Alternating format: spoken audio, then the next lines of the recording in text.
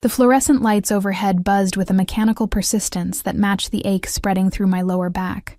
I'd been on my feet for 11 hours straight, the rubber soles of my discount sneakers long past offering any real support against the cracked linoleum floor.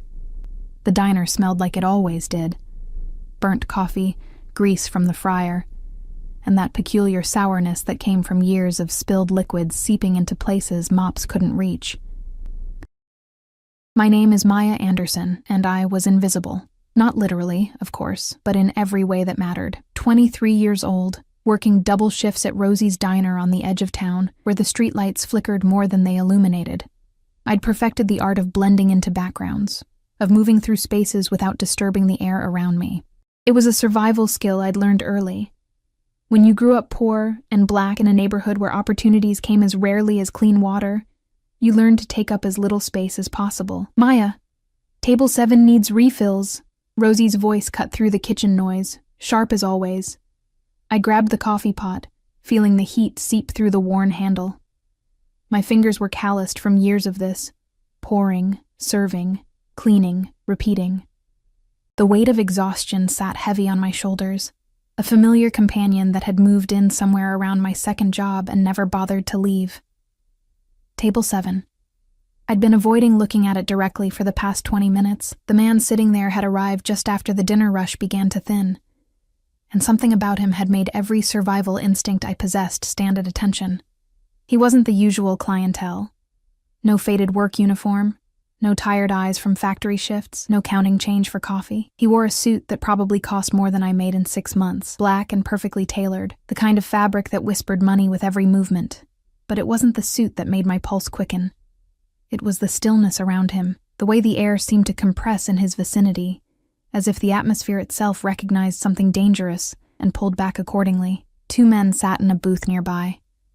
Not with him, but positioned with clear sightlines to the door, to the windows, to him. They didn't eat. They didn't talk. They just watched. I approached the table, coffee pot in hand, eyes down. Always eyes down. "More coffee, sir?" My voice came out steady despite the tremor I felt starting in my hands. "Please." One word, but it carried weight. His voice was deep, textured with an accent I couldn't quite place. Something European, maybe Italian, smoothed by years in America but not entirely erased. I poured carefully, watching the dark liquid fill the cup, focusing on not spilling, on being professional, on staying invisible. That's when I saw it. His hand rested on the table, long fingers relaxed, and on his right ring finger sat a gold ring.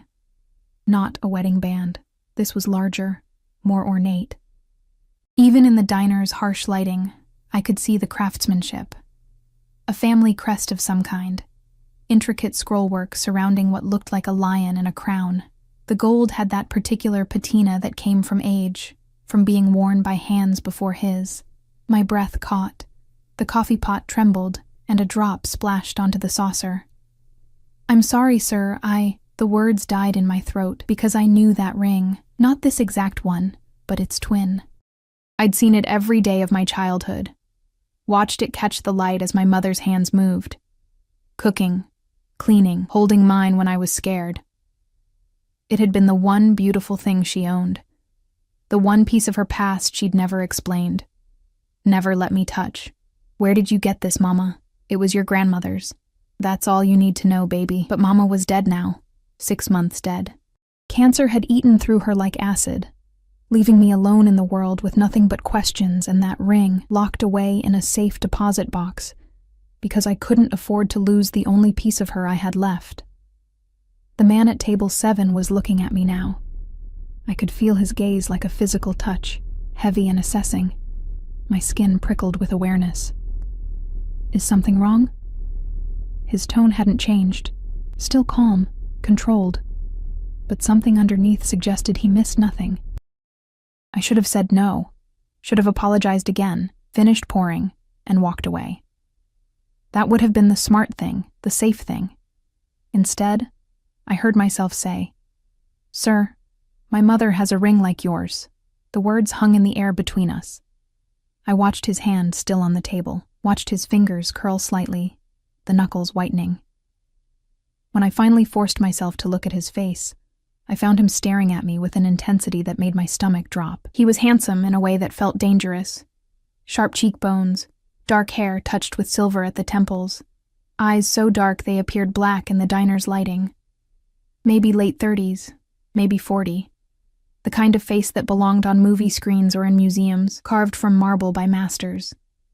But there was something predatory in those eyes, something that suggested violence lived just beneath that expensive suit. I corrected myself, my voice barely above a whisper. She had a ring like yours. She passed away. I don't know why I told him that. Don't know what possessed me to share something so personal with a stranger who radiated danger like cologne. Maybe it was the exhaustion. Maybe it was the grief that still sat fresh and raw in my chest 6 months later. Maybe it was just the shock of seeing something so intimately familiar in such an unexpected place. His jaw tightened. What was your mother's name? The question came sharp and fast, cutting through the ambient noise of the diner. I hesitated. Every instinct screamed at me to lie, to make up a name, to back away from this conversation and whatever precipice I'd just stumbled toward. Catherine Anderson. Something flickered across his face. Surprise, recognition, something darker I couldn't name. The two men in the nearby booth had shifted, their attention now fully on our table, on me. One had his hand inside his jacket. Catherine, he repeated. And the way he said it, with familiarity, with something that might have been pain, made my heart hammer against my ribs. He stood then, and I realized I'd severely underestimated his presence sitting down. He was tall, easily over 6 feet, and the way he moved spoke of controlled power, of someone who knew exactly what his body could do. The scent of him reached me, expensive cologne, cedar, and something darker, leather maybe with an underlying note of cigarette smoke. Come here, he said, gesturing to the seat across from him. It wasn't a request. Sir, I'm working. I can't. Rosie, he called out, not loudly, but with absolute authority. Your waitress is taking a break. I'll compensate you for her time. From behind the counter, Rosie's eyes went wide. She looked at me, at him, at the men in the booth, and whatever she saw made her nod quickly. Sure thing. Maya, honey, take your break. My legs moved before my brain fully processed the decision. I slid into the booth across from him, the vinyl cracking beneath me, and set the coffee pot down with shaking hands. Up close I could see more details, a small scar at his temple, the precisely trimmed facial hair, the way his suit jacket fell open to reveal a flash of what might have been a shoulder holster. Oh God, what had I done? Show me, he said. What? The ring. You said your mother had one like mine. Show me. I don't have it with me, I said quickly. It's in a safe deposit box. I couldn't afford to. I work here, and the neighborhood isn't smart. He nodded slightly, approval in the gesture. Where is this box? First National Bank, on Morrison Street. He pulled out a phone, one of several I could now see in his jacket pocket, and typed something quickly. The screen illuminated his face in cold blue light. Tomorrow, he said, still looking at the phone. You will meet me at the bank, noon. You will bring the ring. I don't even know who you are. His eyes lifted to mine, and I felt the full force of his attention like standing in front of an oncoming train. My name is Domenico Salvatore. He said it like I should recognize it, like the syllables themselves carried weight and history. And if your mother truly had a ring like mine, then we have much to discuss. This ring. He held up his hand, the gold catching the light. There are only 2 in the world. They were made for my grandfather and his brother. The brother disappeared 40 years ago, vanished without a trace, and the ring with him. My mouth went dry. That's impossible. My mother, she wasn't Italian. She didn't have any family. She told me. What did she tell you? His voice had gone soft, almost gentle, but there was steel underneath. Nothing. She told me nothing. The words came out bitter. She said it was my grandmother's ring, and that I should never ask questions about it, that the past was buried and should stay buried. Domenico leaned back in the booth, studying me with those unsettling dark eyes. A long moment passed, filled only with the clatter of dishes from the kitchen and the low murmur of other diners who had no idea they were sitting 20 feet from whatever this was. "Your mother was a wise woman," he finally said. "The past often should stay buried, but sometimes the past refuses to stay dead." He reached into his jacket. I tensed, but he only pulled out a business card, heavy cardstock with embossed lettering. He slid it across the table to me. "Tomorrow, noon. Bring the ring, and bring proof of your mother's identity, birth certificate, death certificate, whatever you have. And Maya." He waited until I met his eyes. "Tell no one about this conversation. No one. Do you understand?" I nodded, not trusting my voice. "Good." He stood, and immediately the two men from the nearby booth rose as well, moving to flank him. "One more thing. This ring of your mother's, did she ever let you try it on?" "No. She kept it locked away. I only saw it a few times." "When you bring it tomorrow, don't put it on." His expression had gone cold, almost frightening. "Under no circumstances should you wear that ring." "Are we clear?" "Why? What happens if I—" "Are we clear?" he repeated, and there was no warmth in his voice now, only command. "Yes," I whispered, "crystal clear." He nodded once, then turned and walked toward the door. The two men followed, one of them dropping several $100 bills on their booth's table as they passed. Through the diner's front window, I watched them climb into a black SUV with tinted windows. Domenico in the back, one man driving, the other in the passenger seat, hand still inside his jacket. The vehicle pulled away, disappearing into the night traffic, and I sat alone in the booth, staring at the business card in my trembling hands. The card was simple: Domenico Salvatore and a phone number. No company name, no title, no address, just a name and a way to reach him. I looked at the hundreds on the nearby table. 5 of them, casually tossed down for coffee that hadn't cost more than $3. The coffee pot sat cooling in front of me, my reflection distorted in its stainless steel surface. What had my mother been involved in? What secret had she carried to her grave? And why did a man who smelled of danger and dressed like money care about a ring that had belonged to a woman who'd died scrubbing other people's floors? I picked up the business card, feeling the quality of the paper, the weight of it. Tomorrow at noon, I would have answers. Or I would make the biggest mistake of my life. The fluorescent lights buzzed overhead, and somewhere in the kitchen, Rosie dropped a plate.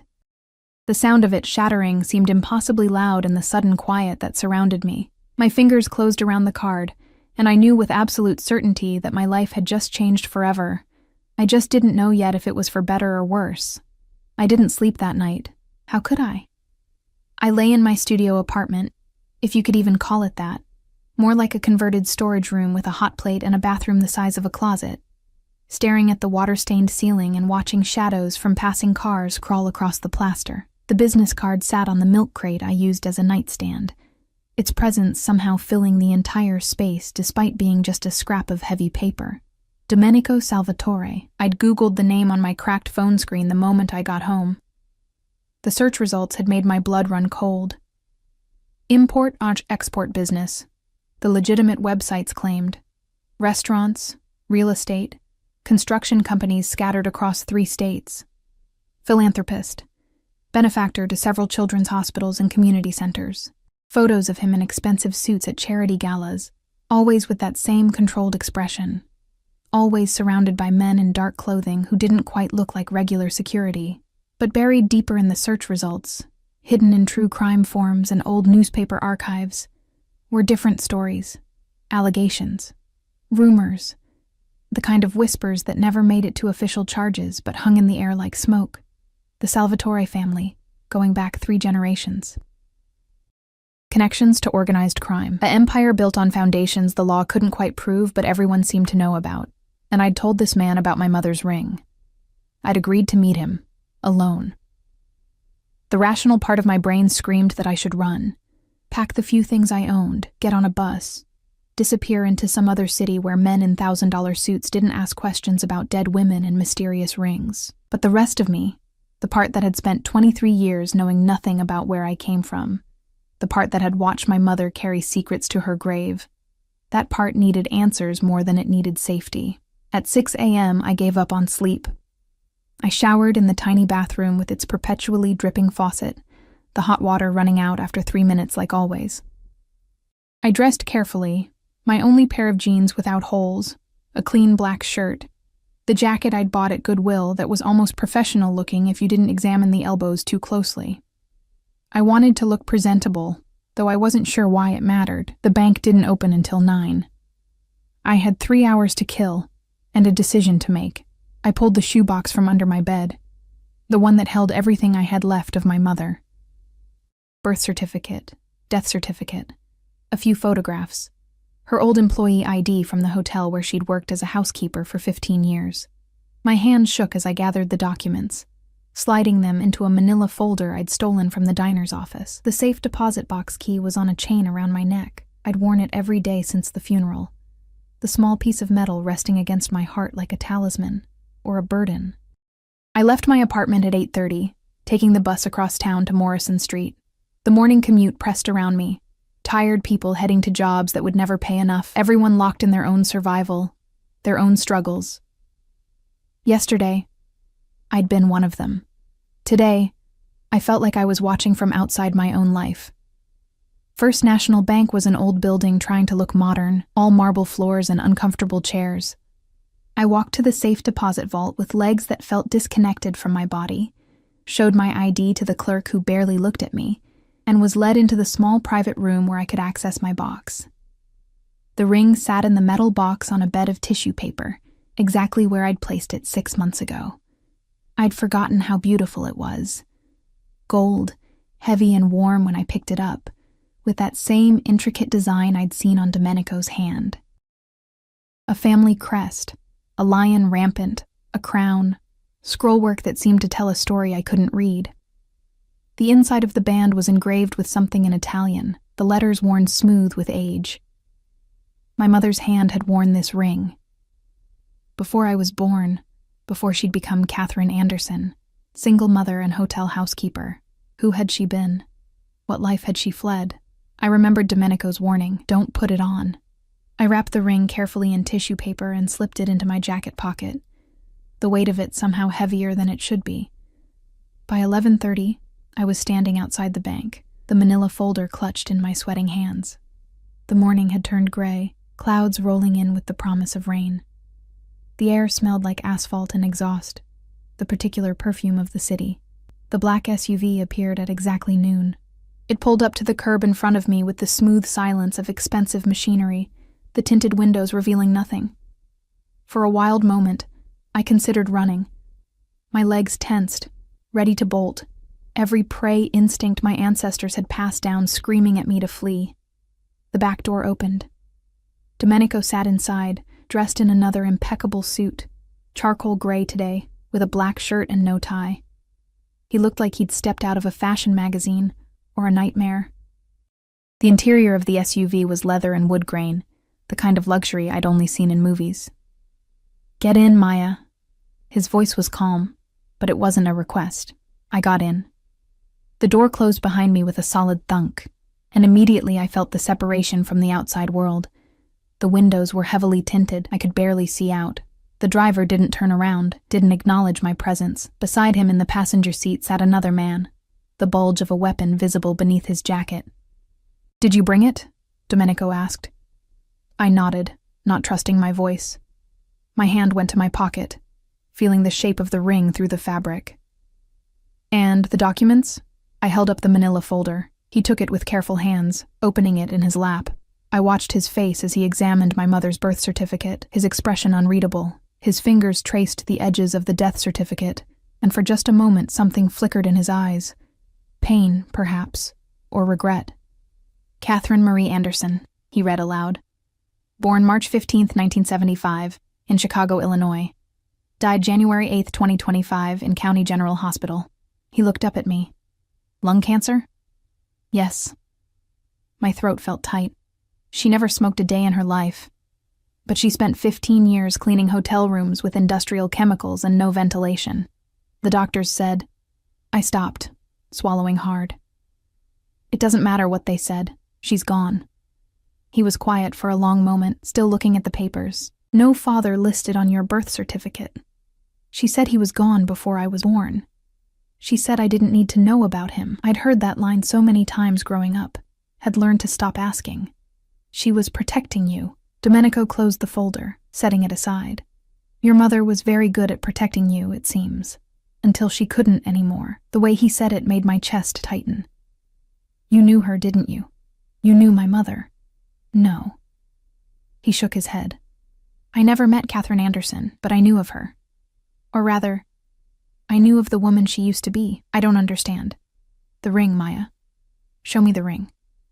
My hands trembled as I pulled it from my pocket, unwrapping the tissue paper. The gold caught the dim light inside the SUV, seeming to glow with its own internal fire. I held it out to him, careful not to let it touch my skin, remembering his warning. Domenico took it with a reverence that surprised me. He held it up to the light, examining every detail, his breathing slightly faster. Then he held up his own hand, the twin ring on his finger, and placed them side by side. They were identical. Perfect mirrors of each other. Madonna Santissima, he whispered. And I heard genuine emotion crack through his controlled exterior. After all these years, please, I said, my voice breaking. Please just tell me what this means. Tell me who my mother was. He lowered the rings, his dark eyes meeting mine with an intensity that made me want to look away. But I forced myself to hold his gaze. Your mother's real name was Caterina Salvatore, he said quietly. She was my uncle's wife, and if she had this ring, then my uncle. A man who disappeared 40 years ago. A man everyone assumed was dead. Lived long enough to give it to her. Long enough to father a child. The world tilted. No, I said automatically. That's impossible. We were poor? Domenico's voice held no judgment, only statement of fact. Living in poverty, working minimum wage jobs, struggling to survive. Yes, I imagine she was. Because she was running, Maya. Running from a life she didn't want, from a family she feared, from a world of violence and blood and secrets. He leaned forward slightly, and I smelled that scent again, cedar and leather and danger. She was running from us. Us, I repeated numbly. The Salvatore family. My family. I shook my head, pressing back against the leather seat. No, you're wrong. My mother was she was just a regular person. She worked hard. She went to church. She lied to you. Not cruel, just factual. She had to keep you safe, to keep you away from all of this. He gestured vaguely at the SUV, at himself, at the armed men in the front seat. But she's gone now, and the truth doesn't stay buried forever. Tears stung my eyes. I blinked them back furiously, refusing to cry in front of this stranger who claimed to be family, who knew things about my mother I'd never known. Why? I asked. Why did she run? Why would she leave? All of this. I gestured at the obvious wealth surrounding us. Domenico was quiet for a long moment. Then he said, My uncle, your father. His name was Marco Salvatore. He was my father's younger brother, and he was supposed to marry someone else.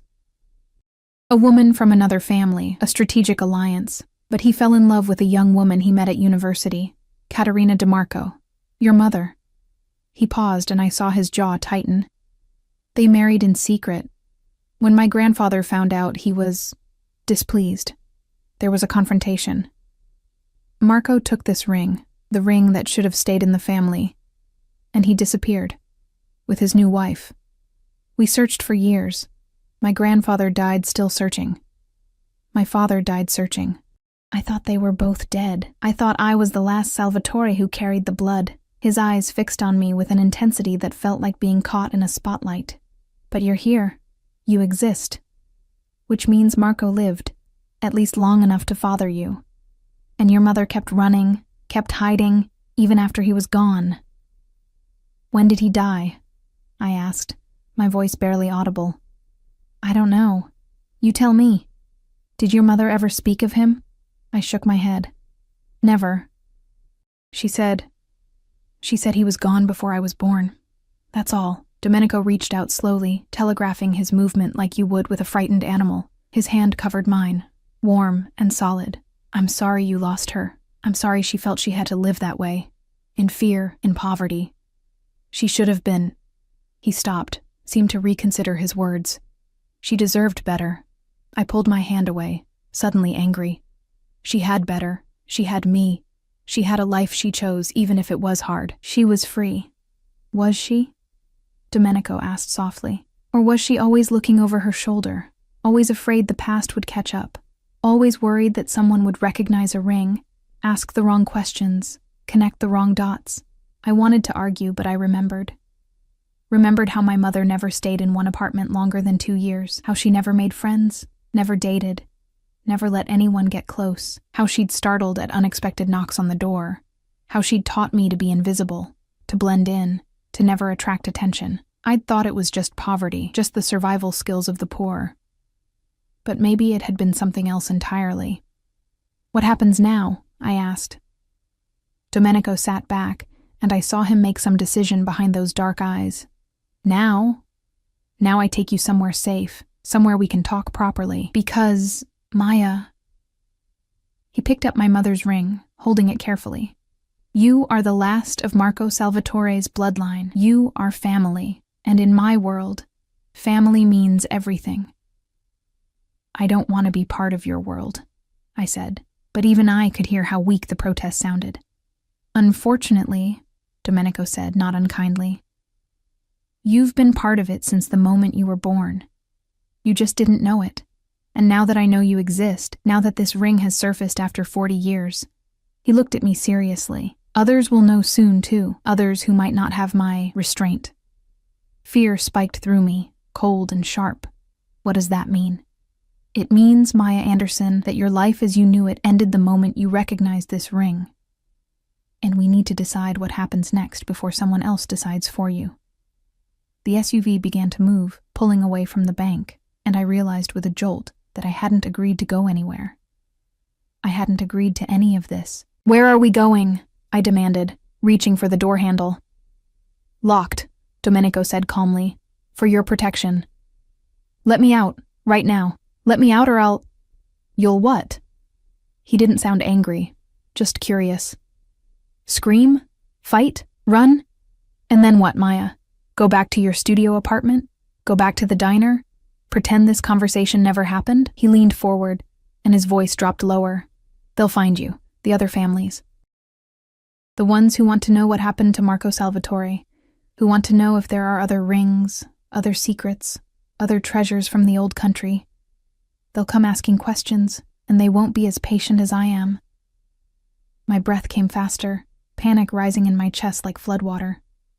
I'm taking you to my home, Domenico said, his tone gentling slightly. We'll talk. I'll explain everything, and then you'll decide what you want to do. But I need you safe first. Do you understand? I didn't answer. Couldn't answer.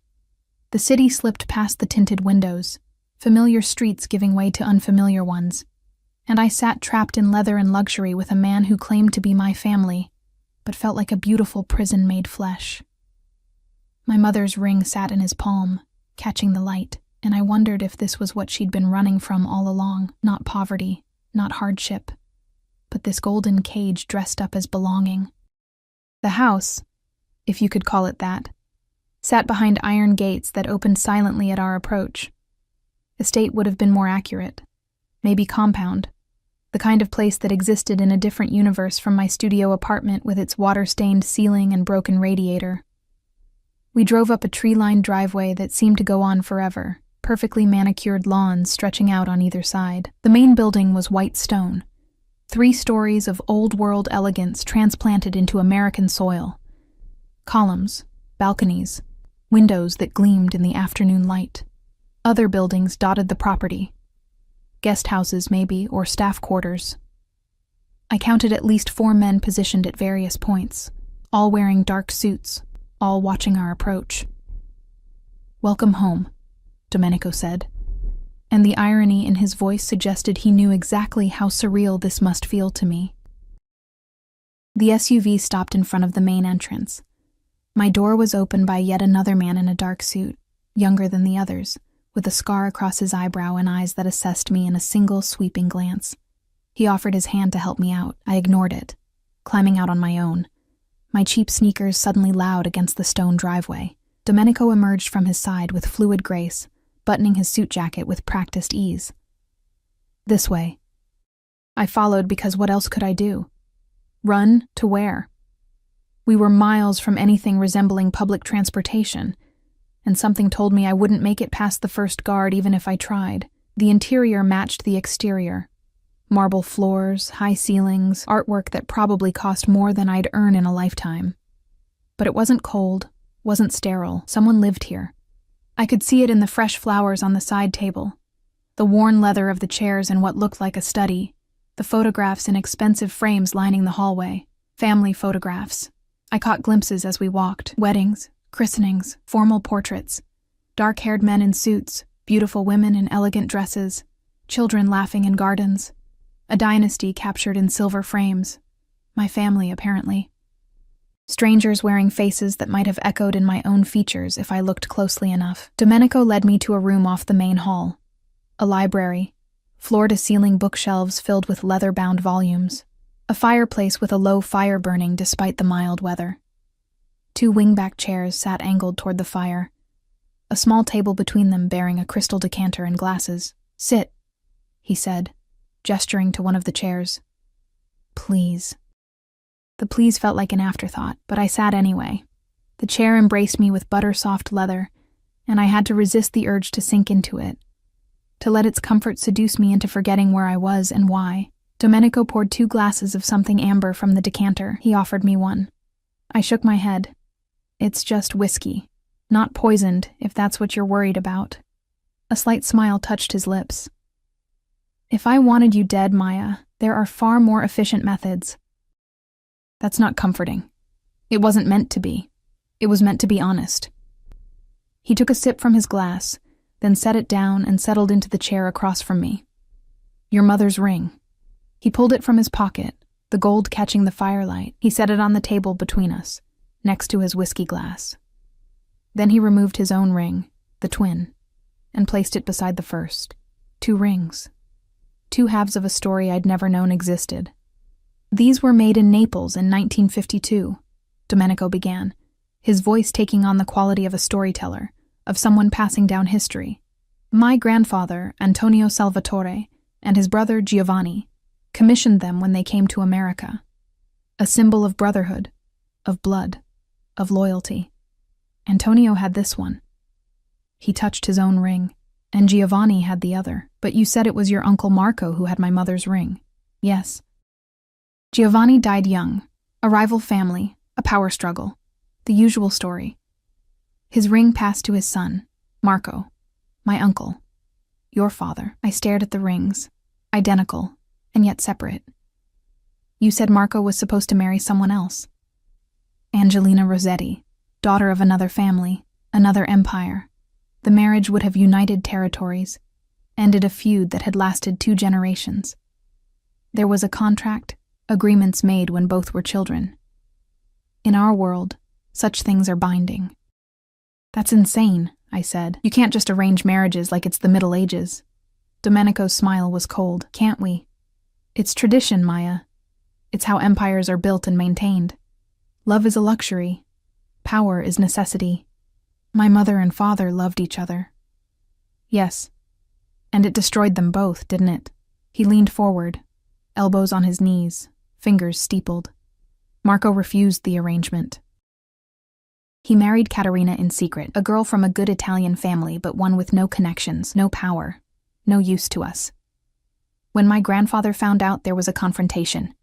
Marco was given a choice: annul the marriage, marry Angelina as planned, or be cast out, disowned, dead to the family.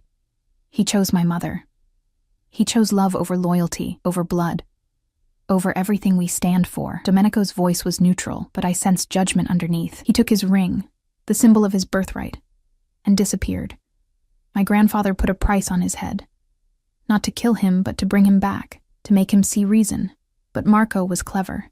He knew how to disappear. I thought of my mother, always moving, always watching, always afraid. They were running. For 40 years, it seems, or at least your mother was. I still don't know when Marco died. I still don't know where he's buried. Domenico picked up his whiskey glass, swirled the liquid. But he had time to father a child, to give his ring to his wife, to create you. The way he said it, to create you, made me sound like a thing, a consequence, rather than a person. What happened to Angelina? I asked. The woman he was supposed to marry? Something dark crossed Domenico's face. She married someone else, a man from the Rossetti family approved. They had children, built their own dynasty. He paused. She died 2 years ago, cancer, ironically, like your mother. We sat in silence for a moment, the fire crackling, the weight of all this history pressing down on my shoulders. Why are you telling me all this? I finally asked. What do you want from me? Domenico set down his glass and leaned back, studying me with those unreadable dark eyes. What do I want? That's an interesting question. 3 days ago, I wanted to expand my territory north, negotiate a treaty with the Castellano family, and figure out who was skimming from my casino operations. Simple problems with simple solutions. And now? Now I have a cousin I didn't know existed, a blood relative. The daughter of the man my grandfather mourned until his dying day, the living proof that Marco Salvatore's line didn't end, that the family continues. He stood, walked to the fireplace, stared into the flames. Now, everything is complicated. I watched his profile, the way the firelight cast shadows across his sharp features. I don't want anything from you. I don't want your money or your family or your world. I just want answers about my mother. You already have those answers. He turned to face me. Your mother was Caterina Salvatore, born Caterina DeMarco. She married for love, ran for survival, and lived in hiding to protect her daughter from a world of violence and blood feuds and ancient obligations. She succeeded, until she died. Now you're here, and the hiding is over. So I just... What? Go back to my life? Pretend this never happened? Domenico laughed, but there was no humor in it. You really think it's that simple, Maya? The moment you showed me that ring, the moment you told me your mother's name, you set events in motion that can't be stopped. I've already had to make calls, arrange security, put out feelers to see if anyone else knows about you yet. Fear spiked through me again, sharp and cold. What do you mean, security? Am I in danger? Potentially. He said it so calmly, like discussing the weather. There are people who would very much like to know what happened to Marco Salvatore. People who held grudges against him, against the family. People who might see you as leverage, or as a loose end that needs tying up. I stood abruptly, the chair scraping against the floor. Then let me go. Let me disappear like my mother did. I can change my name, move to another city. And how long would that last? Domenico crossed to me in 3 long strides, stopping close enough that I had to tilt my head back to meet his eyes. A year? 5? Until someone notices the resemblance, sees you wearing a ring you shouldn't have, asks the right questions. Your mother had the advantage of starting over before the internet, before facial recognition, before everything was documented and searchable. You don't have that luxury. So what are you saying? That I'm trapped here? That I'm a prisoner? I'm saying your family. His hand came up and I flinched, but he only tucked a strand of my hair behind my ear, the gesture oddly gentle. And family stays where I can protect them. I jerked away from his touch. I'm not your family. I'm a stranger who happens to share some DNA. That doesn't give you the right to what? Keep you alive? His voice hardened. You're right. I could let you walk out of here, let you go back to your studio apartment, your shifts at the diner. And in a week, maybe 2, someone would find you. Maybe they'd just ask questions. Maybe they'd torture you for information I don't think you have. Maybe they'd kill you just to send me a message. He stepped closer again, and this time I held my ground. Or, he continued, his voice dropping lower, you stay here, under my protection, safe, fed, no more double shifts, no more burned coffee and grease stains. No more wondering if you can make rent. You learn about where you came from, who your father was, what your legacy means. And in return, you give me information, anything your mother might have told you, anything that might help me understand what happened 40 years ago. That's it?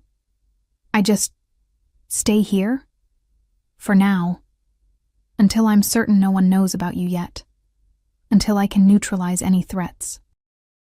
His hand lifted again, and this time he let his fingers trail down my cheek, his touch warm against my skin.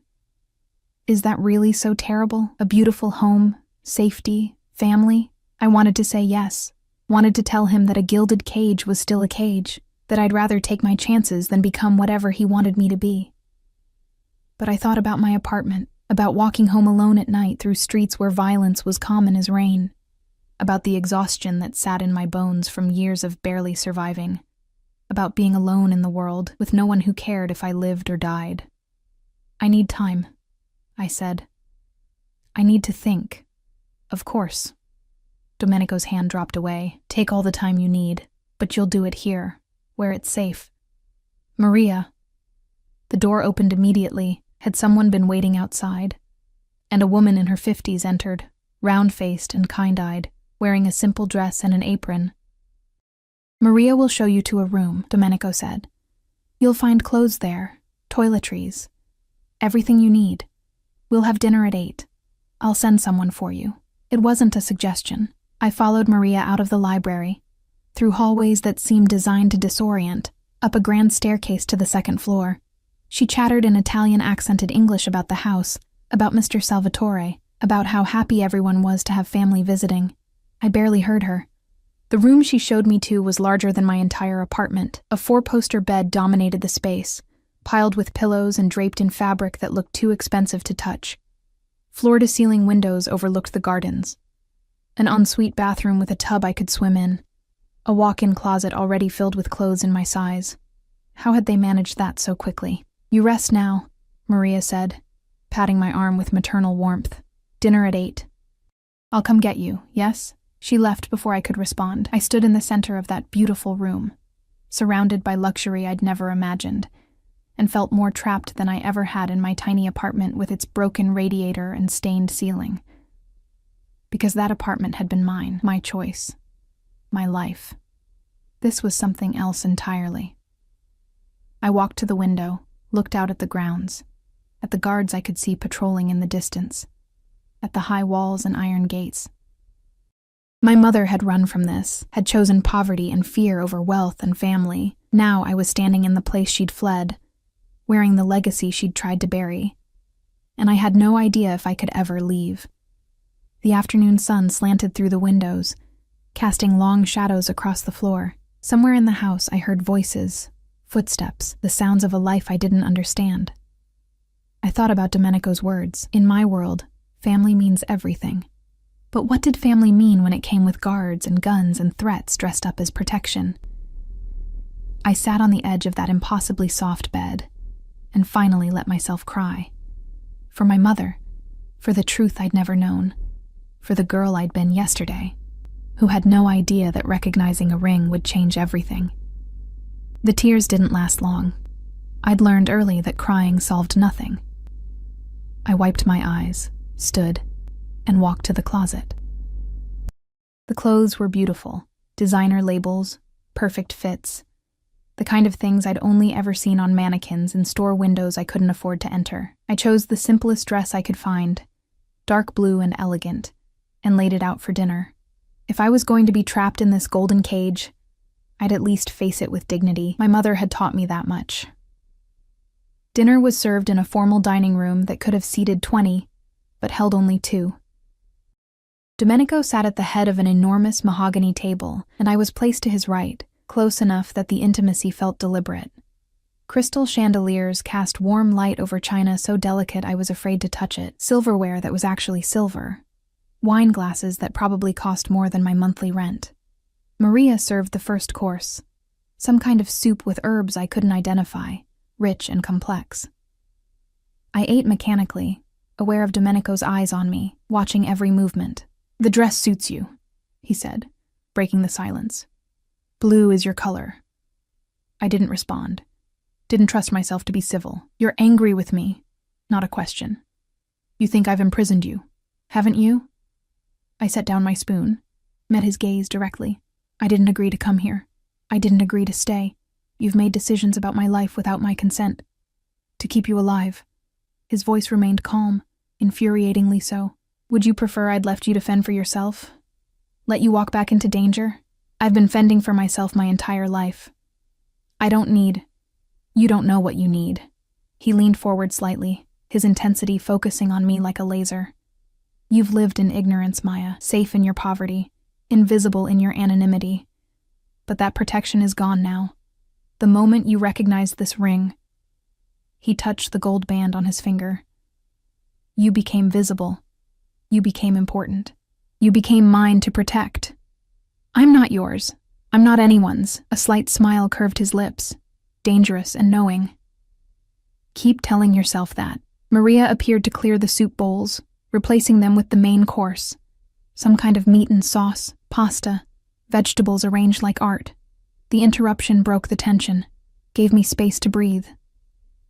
Tell me about your mother, Domenico said as Maria retreated. What was she like? Not Caterina Salvatore, the runaway wife, but Catherine Anderson, the woman who raised you. I hesitated, not wanting to share something so personal with him. But maybe if he understood who she'd been, he'd understand why I couldn't just accept this life he was offering. She was strong, I finally said. Stronger than anyone I've ever known. She worked 2 jobs most of my childhood. Housekeeping during the day, cleaning offices at night. She made sure I went to school, had clothes that fit, food on the table. She never complained, never showed weakness. I paused, pushing pasta around my plate. She sang while she worked, old Italian songs, though I didn't know they were Italian until I was older. She said her grandmother taught her. Did she teach you? Some. I don't remember most of them now. A lie.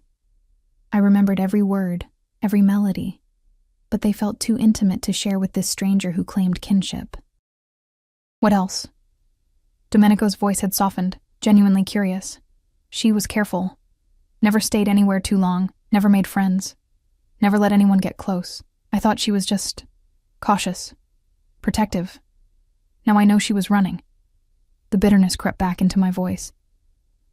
She died alone in a hospital room because she'd pushed everyone away, including me, in a way. There was so much she never told me, so many lies. Not lies. Domenico interrupted. Protection. Everything she did was to protect you. By keeping me ignorant? By making sure I knew nothing about where I came from, who I was? I set down my fork with more force than necessary. How is that protection? It's just control. Keeping me small and scared and dependent. She kept you alive. His voice hardened. Do you know what would have happened if my grandfather had found you as a child? Found out that Marco had a daughter? I waited, not wanting to know but needing to hear it. He would have taken you. Raised you in the family, yes, but as a tool. A bargaining chip. You would have been married off to strengthen an alliance, traded like property to serve family interests. Just like Angelina was supposed to marry Marco. Just like a dozen other women in our world have been used to build empires. He paused, his eyes boring into mine.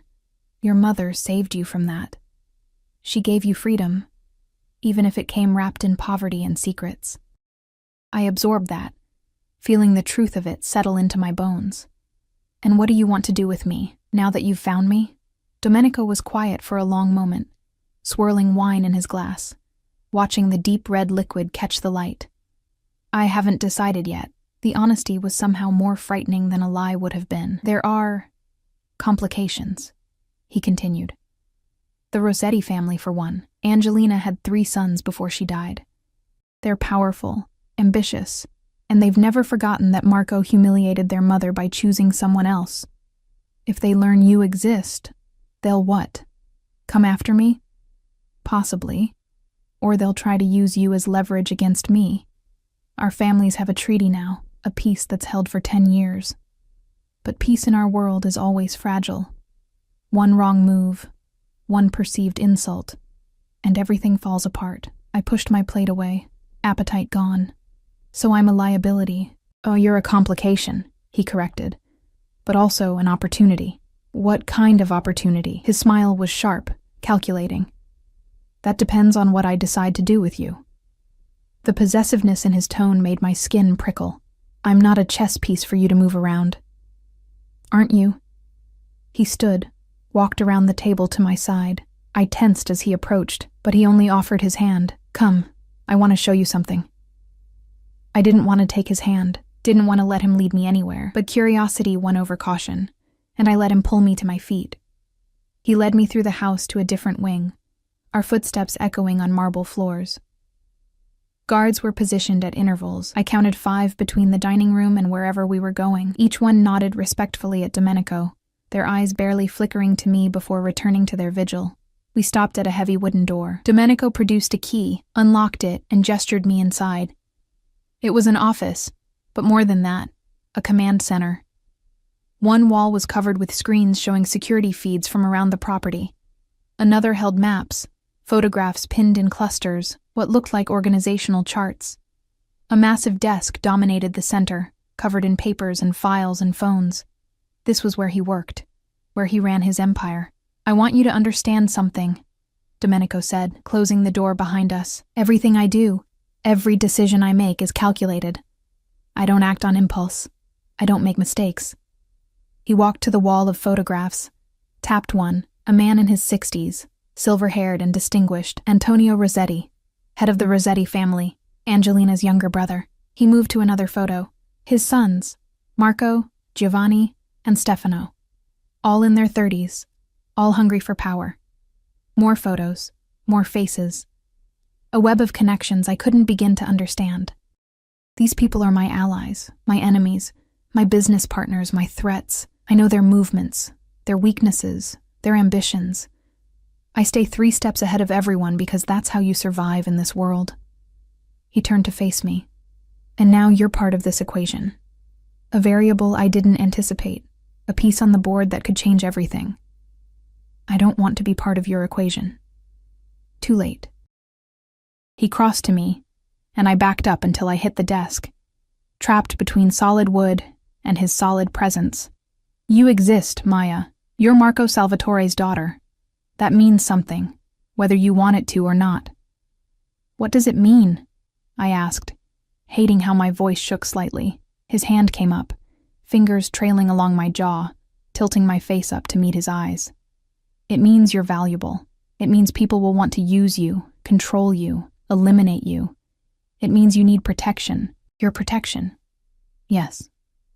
His thumb brushed across my lower lip, and I felt heat pool in my stomach despite my fear, despite my anger.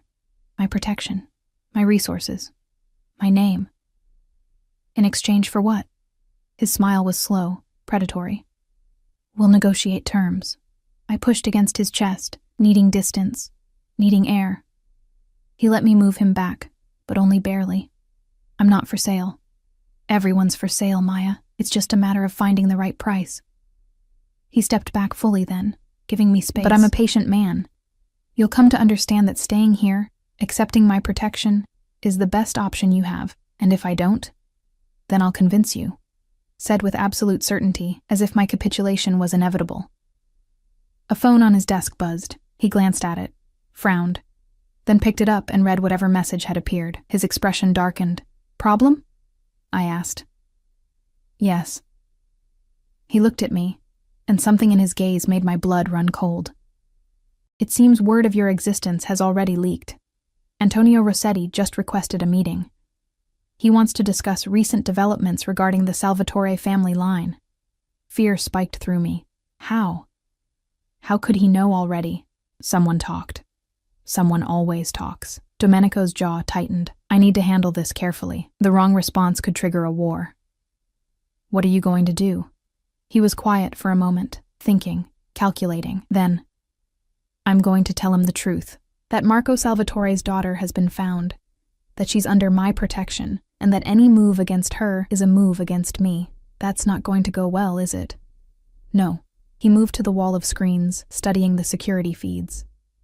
Antonio will see you as a threat, or an opportunity. Either way, he'll want to meet you. I don't want to meet him. What you want is irrelevant. He said it matter-of-factly, without cruelty. This is happening whether you're ready or not. The question is how we handle it. He turned back to me, and I saw the wheels turning behind his dark eyes. Saw him fitting me into whatever plan he was forming. Tomorrow, he said. We'll go to my office downtown. I'll arrange a meeting with Antonio on neutral ground. You'll be introduced as family, under my protection. You'll say very little. Let me do the talking and you'll show no fear. Can you do that?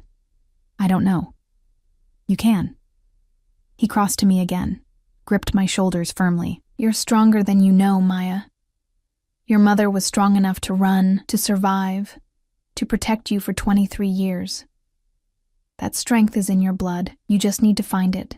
His hands were warm through the thin fabric of my dress, his proximity overwhelming. I could smell his cologne, see the flecks of amber in his dark eyes, feel the controlled power radiating from him. I'm afraid, I admitted quietly. Good. Fear will keep you sharp. His hands slid down my arms, squeezed gently, then released. But don't let anyone else see it. In my world, fear is weakness, and weakness gets you killed. He stepped back, adjusted his cufflinks with practiced ease, the businessman sliding back into place over whatever emotion had flickered in his eyes. Maria will bring you breakfast at 7 tomorrow. Wear something professional. There are appropriate clothes in your closet. We leave at 9. He walked to the door, paused with his hand on the knob. And Maya, don't try to leave tonight. You won't make it past the gate, and it would only complicate things. Then he was gone, the door closing behind him with quiet finality. I stood alone in his office, surrounded by screens and secrets, feeling the walls of my gilded cage close in a little tighter. Through the windows, I could see the grounds lit up with security lights, guards making their rounds, the high walls that separated this world from everything I'd known. My mother had escaped this, had chosen poverty and fear over luxury and control, but she'd had my father to run with, someone who loved her enough to give up everything. I was alone. I walked to the desk, looked at the photographs pinned to the wall. All these faces, all these threats and allies and complications, and now I was part of it, whether I wanted to be or not. My reflection stared back at me from one of the dark screens, a young woman in an expensive dress, looking lost and small in a room designed for power. But underneath the fear, underneath the uncertainty, I felt something else stirring, anger. My mother had run because she had no choice, because the world she'd married into gave her no power, no voice, no options, but I wasn't living in her world anymore. Times had changed. Women had changed. Maybe I couldn't escape this cage. But maybe I didn't have to accept the bars either. I thought about Domenico's words. You're stronger than you know. Maybe it was time to find out if he was right. I left the office, found my way back through the labyrinth of hallways to my room. Maria had turned down the bed, left a silk nightgown laid out, placed fresh flowers on the nightstand. I ignored all of it, went to the window, and looked out at the night. Tomorrow I'd meet the Rossetti family. Tomorrow I'd step fully into this world of power and violence and ancient grudges. Tomorrow I'd find out what I was really made of. But tonight, I let myself grieve. For the simple life I'd lost. For the mother who died protecting secrets. For the innocence that had shattered the moment I'd recognized a ring on a stranger's hand. The moon rose over the estate, casting silver light across manicured lawns and armed guards and iron gates. And I stood at the window of my beautiful prison and wondered if I'd ever truly be free again. The black suit Maria laid out for me looked like armor, tailored jacket, pencil skirt, silk blouse the color of cream, heels that added 3 inches to my height and made me feel like I was walking on stilts. But when I looked in the mirror, I barely recognized myself. I looked powerful, polished, like I belonged in Domenico's world. The illusion was almost convincing. Breakfast was served in a smaller dining room, just Domenico and me. He wore navy today, a tie the color of blood, and he ate with the focused efficiency of someone for whom meals were fuel, not pleasure. Nervous? He asked, not looking up from his phone. Terrified. Good. Use it. He set down the phone, finally meeting my eyes. Antonio Rossetti is a predator. He'll look for weakness, for leverage, for any advantage he can exploit. You give him nothing. No emotion, no reaction, no opening. Understand? I nodded, pushing eggs around my plate without eating. There are rules to these meetings, Domenico continued. I speak first. You speak only when directly addressed. You never, under any circumstances, answer questions about your mother, your father, or anything that happened before you came to me. If pressed, you defer to me. Always. What if he asks something I can't avoid answering? Then you lie. Said simply, as if dishonesty was just another tool. But convincingly, these people can smell uncertainty like sharks smell blood. The drive into the city took 40 minutes. I sat in the back of the SUV next to Domenico, watching the landscape change from manicured estates to urban sprawl. He worked on his phone the entire time, typing messages, making calls in rapid Italian, orchestrating whatever needed orchestrating. I felt like a doll being moved into position. The building we pulled up to was downtown, glass and steel, modern and imposing. A sign announced it as professional offices, but the security in the lobby suggested something more. Men in suits watched us enter, nodded respectfully at Domenico, assessed me with eyes that saw too much. We took a private elevator to the top floor. The doors opened onto a conference room with floor-to-ceiling windows overlooking the city. A long table dominated the space, and seated at the far end were 3 men. Antonio Rossetti was immediately recognizable from the photograph I'd seen. Silver hair, distinguished features, expensive suit. But in person, he radiated a cold authority that made Domenico seem almost warm by comparison. His eyes fixed on me the moment the elevator doors opened, and I felt stripped bare under that gaze. The 2 younger men flanking him had to be his sons, both dark-haired, both handsome in a sharp-edged way, both watching me with predatory interest. Domenico. Antonio stood, offering his hand across the table. Thank you for meeting on such short notice. Antonio. Domenico shook his hand, the gesture formal and controlled. May I introduce my cousin, Maya Anderson, Marco Salvatore's daughter. Saying it out loud like that, claiming me, defining me by my father, felt like a collar snapping shut around my neck. Antonio's expression didn't change, but something flickered in his eyes. Marco Salvatore, a name I haven't heard in many years. We all assumed he was dead. He is dead, Domenico said calmly. Has been for over 20 years, we believe. But he lived long enough to father a child. How unexpected. Antonio's gaze raked over me again, assessing, calculating. Please sit. We sat across from them, Domenico's hand briefly touching the small of my back, in what might have looked like a protective gesture but felt like ownership.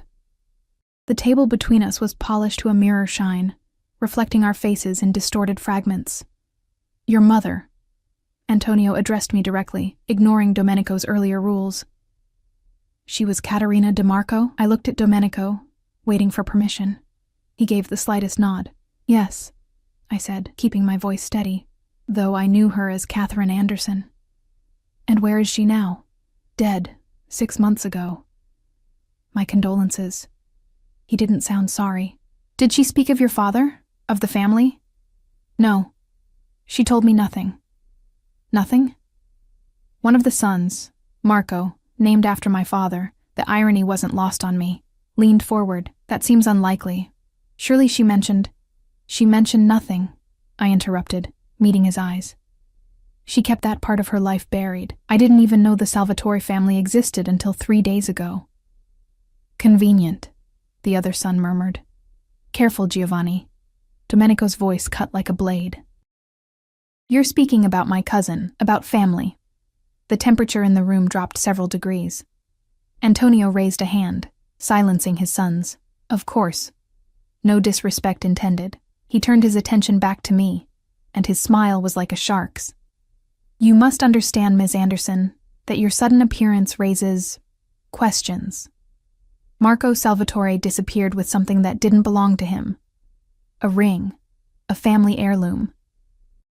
His betrayal caused significant complications for both our families.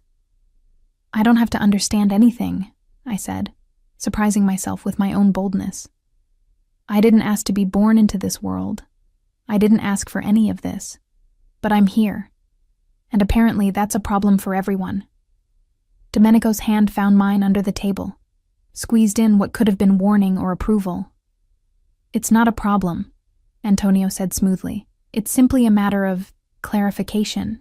You see, when Marco chose to abandon his obligations, to refuse his arranged marriage to my sister Angelina, he set events in motion that affected many lives. Angelina married another man, had children, built a life. But she never forgot the humiliation of being rejected. That was 40 years ago, Domenico interjected. Ancient history. History has a way of echoing forward. Antonio's eyes never left mine. Tell me, Ms. Anderson, do you have the ring? Your father's ring. The question hung in the air like a blade. That's not your concern, Domenico said. I believe it is. That ring is Salvatore family property. If Marco gave it to his wife, to his daughter, then it should be returned to the family, to you, Domenico, as head of the family. The ring is exactly where it belongs, Domenico said. In my possession. I kept my face neutral, even as I registered the lie. The ring was in my room, locked in the safe Domenico had shown me how to use. He'd given it back to me last night, said it was mine by right of blood. Or had he? Now I wasn't sure. Everything felt like manipulation, like chess moves I couldn't see. Well then. Antonio sat back, satisfied. That simplifies matters. The ring is returned, the family line is acknowledged, and we can all move forward. There is the matter of Maya's protection, Domenico said. As my cousin, she's under my care. Any threat to her is a threat to me. Of course. Antonio's smile didn't reach his eyes. Though, I wonder if she needs such intensive protection. Surely she could live her own life, now that family matters are settled. She stays with me. The possessiveness in Domenico's voice sent a chill through me. This wasn't about protection anymore, if it ever had been. This was about control, about ownership, about me being a piece in whatever game they were all playing. May I speak? I asked, not caring anymore about the rules. Both men looked at me, surprised. I didn't ask for any of this, I repeated, my voice stronger now. I didn't ask to be Marco Salvatore's daughter, or Domenico's cousin, or part of your world. My mother ran from all of this for a reason. Maybe I should follow her example. And go where? Giovanni asked mockingly. Back to your diner? Your studio apartment? Pretend none of this exists? Maybe. I stood, the chair scraping loudly. Maybe that's exactly what I should do. Domenico's hand shot out, gripped my wrist. Sit down, Maya. No. I pulled against his grip, but his fingers were iron. Let go of me. Sit. Down. His voice was quiet, deadly. You don't understand what you're doing. I understand perfectly. I'm a bargaining chip. A piece of property you're all fighting over. Well, I'm not playing anymore. Antonio laughed. Genuine amusement in the sound. She has spirit. I like that. She has my protection, Domenico said, still gripping my wrist. She goes nowhere. Something in me snapped. All the fear, all the uncertainty, all the grief and anger I'd been swallowing for days. It erupted. I yanked my wrist free with strength I didn't know I had, stepped back from the table. You don't own me. Neither of you do. I'm leaving. I turned toward the elevator. The doors were blocked by 2 guards, positioned there so quietly I hadn't noticed. Of course they were. I'd walked into a cage and hadn't even seen the bars close. Let her go, Antonio said, surprising everyone. If she wants to leave, let her try. Domenico stood slowly, and the danger radiating from him was palpable. Antonio, I'm curious, the older man continued, to see how far she gets, how long she survives without protection, without resources, without understanding the target you've painted on her back by acknowledging her publicly. The words hit like ice water. He was right. I had nowhere to go. No money beyond the few $100s in my actual apartment, if I could even get there. And now everyone in this world knew I existed. Domenico had made sure of that. My knees went weak, but I refused to show it. Refused to give them the satisfaction. You're a bastard, I said to Domenico. Both of you are. Yes, he agreed calmly. But I'm the bastard keeping you alive. Now sit down, and let's finish this meeting like rational adults. I wanted to refuse. Wanted to fight my way past the guards, run down 20 floors, disappear into the city, but Antonio's words echoed in my head. How long she survives. I sat. The triumph in Domenico's eyes was subtle but unmistakable. Smart girl, Antonio said. You learn quickly. Go to hell, I muttered. He laughed again. I like her, Domenico. She has fire. Reminds me of Angelina at that age. The comparison made my skin crawl. We're done here, Domenico said, standing. The family line is acknowledged, Maya is under my protection, and the ring is secured. Unless you have other business. Just one thing. Antonio stood as well, buttoning his suit jacket. A suggestion, really. This situation, Marco's daughter suddenly appearing, it creates opportunities. Opportunities that benefit both our families. What kind of opportunities? Domenico's voice was carefully neutral. A marriage, perhaps. A union that could finally heal the rift Marco created. My youngest son, Stefano. He gestured to a young man I hadn't noticed before, standing by the windows. He's unmarried, ambitious, and quite taken with your cousin. I looked at the man by the window, late 20s, handsome in a cold way, watching me with calculating eyes. No, I said flatly. You're not being asked, Antonio replied. I'm merely suggesting to Domenico that such an arrangement would be beneficial. A Salvatore and a Rossetti, finally united. The marriage Marco should have made, completed by his daughter. Poetic, don't you think? No, I repeated louder. Absolutely not. Domenico's hand found my shoulder, squeezed hard. I'll consider your suggestion, Antonio. But Maya's future is not open for negotiation at this time, of course. Take all the time you need. Antonio's smile was predatory.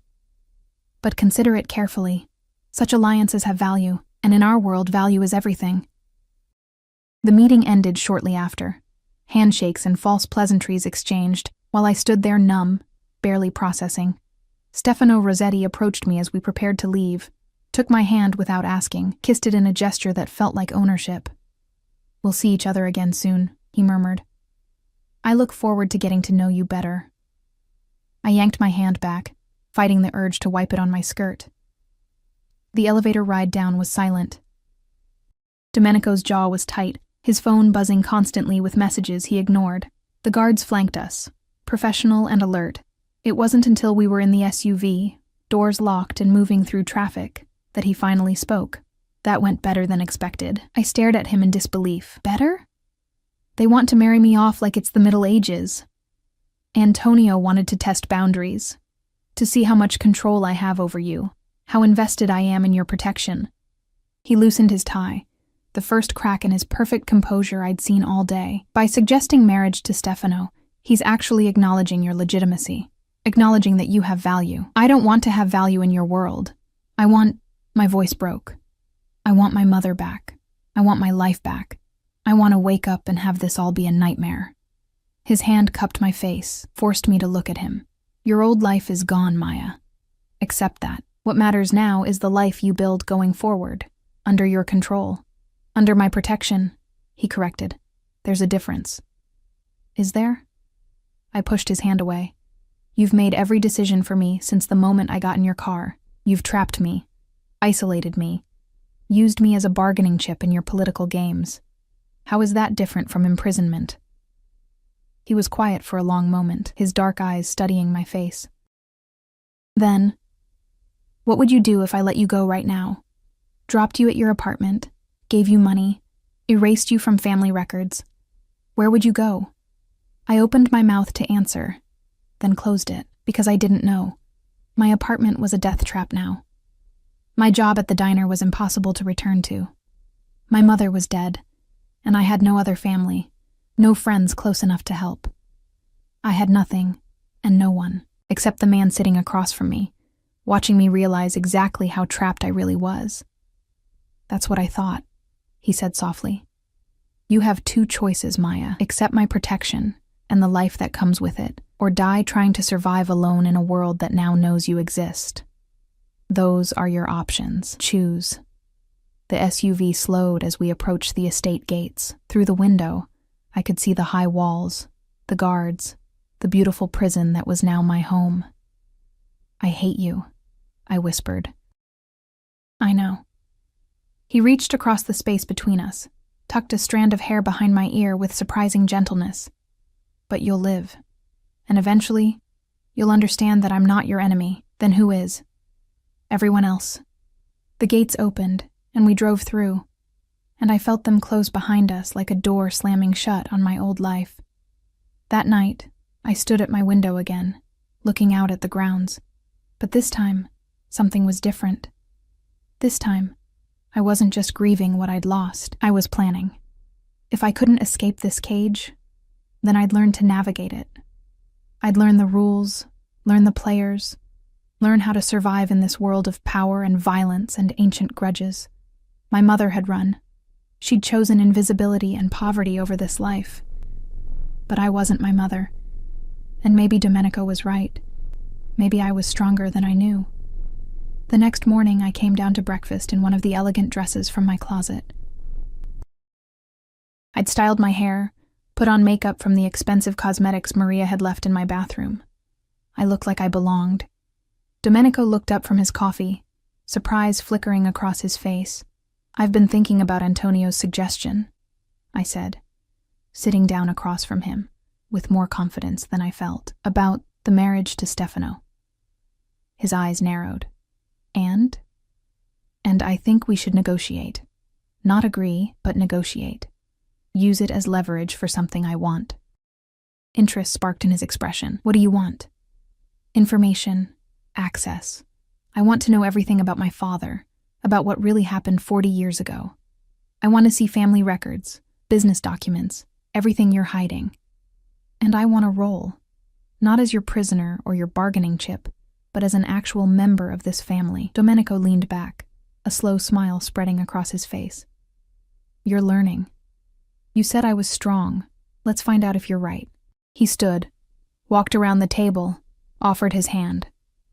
"Welcome to the family, cousin. Let's see what you're really made of." I took his hand, felt the weight of his ring against my palm, and knew I was making a deal with the devil, but maybe the devil was better than being devoured by wolves.